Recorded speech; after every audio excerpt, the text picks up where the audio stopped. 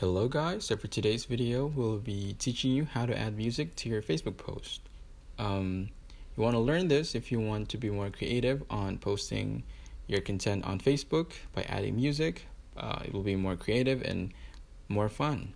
So what you want to do first is click on the Facebook app, and then as you can see on the top part of the screen, you can see the plus sign. What you want to do is click that, and it will show you the different options.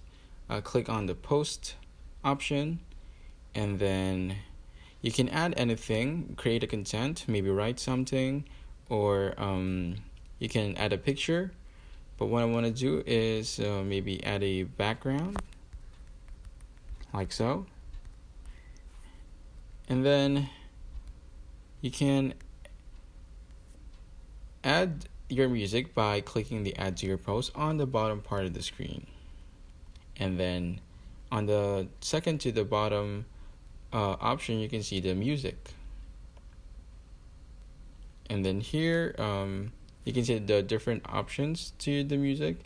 Maybe we can choose the chill day. We can click that, and then, yep, you can post that, and you're good to go. Thank you for watching.